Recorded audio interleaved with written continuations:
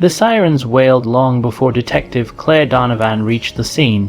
A three-story brownstone in Brooklyn was engulfed in flames, smoke curling into the midnight sky like a serpent. Firefighters worked furiously, but the building was already collapsing in on itself. Neighbors stood in clusters, some wrapped in blankets, whispering with wide eyes.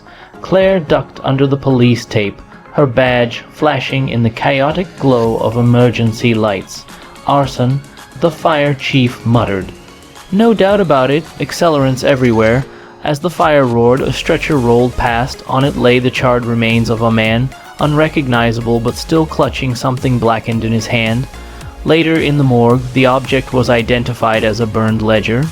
Most of it was unreadable, but one name survived the flames: Carrow Sons Imports. Claire's stomach tightened. That name had floated across her desk for months in connection with smuggling, extortion, and racketeering, but never with enough evidence to stick. The victim was identified as Ethan Walsh, a quiet accountant with no known enemies. His connection to Carrow Sons was unclear, but one thing was certain: someone had killed him to bury secrets, and secrets never stayed buried. Carrow Sons operated out of a legitimate shipping business on the Brooklyn docks. Officially, they imported furniture and textiles. Unofficially, rumors painted them as one of the city's oldest crime families, laundering millions through offshore accounts. Claire visited the docks the next morning. The warehouse loomed against the harbor, its windows dark, its steel doors chained. A man in a tailored coat leaned against a black SUV, watching her approach. "Detective Donovan," he said smoothly, extending a hand. "Vincent Carrow. My family's reputation precedes us, I know, but I assure you we run an honest business." His handshake was firm, his smile practiced, his eyes cold. "Funny," Claire said, "an honest business doesn't usually show up in a burned ledger next to a dead accountant." Carrow chuckled softly. "Ledger?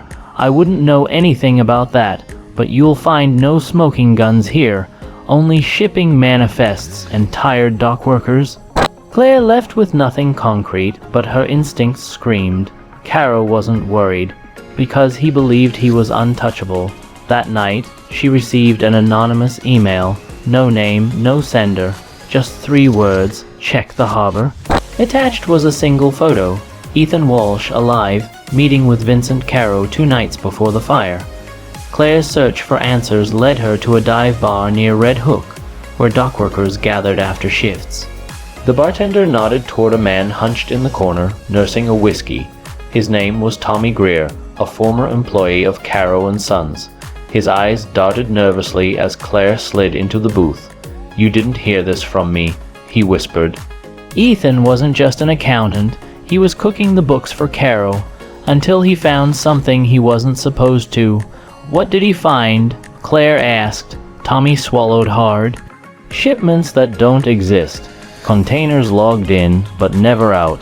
Whatever's inside, it isn't furniture." Ethan threatened to expose it, said he had proof. And the fire, that was Carrow's way of erasing him, but it wasn't clean. Ethan had a backup plan. Before Claire could press further, a shot rang out. The window shattered and Tommy slumped forward, blood spreading across his shirt. Claire ducked, drew her weapon, and spotted a black sedan screeching away from the curb. By the time she reached the street, it was gone. Back inside, Tommy was dead, but clenched in his fist was a matchbook, scorched at the edges, printed on it, the Avalon Club. The Avalon was luxury wrapped in decadence. Crystal chandeliers, red velvet booths, a jazz band playing smooth tunes for men in tailored suits and women dripping with diamonds. It was the kind of place where power exchanged hands in whispers. Claire slipped inside, her badge tucked away.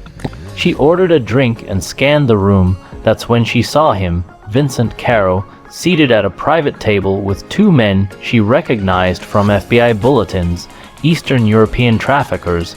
She snapped a photo discreetly, but before she could leave, a voice whispered behind her ear.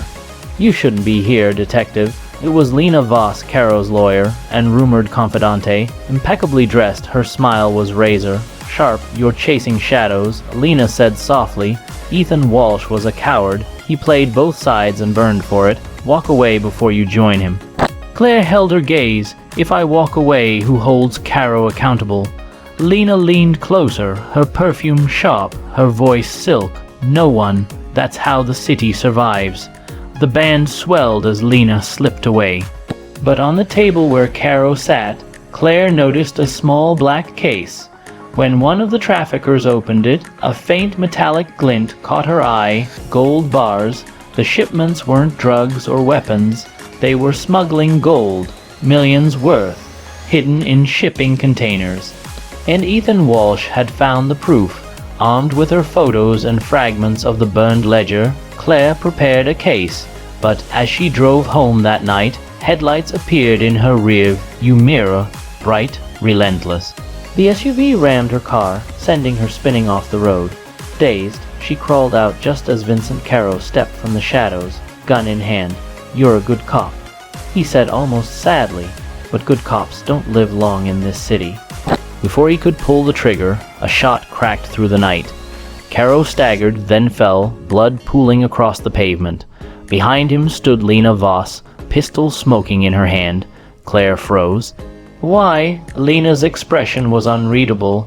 Carrow was sloppy, too arrogant. He was going to take us all down eventually. Better to cut him loose now. "You expect me to believe you're helping," Claire demanded. "I expect you to survive," Lena said, "and survival means knowing when to stay silent." She dropped the pistol, slipped into a waiting car, and vanished into the night.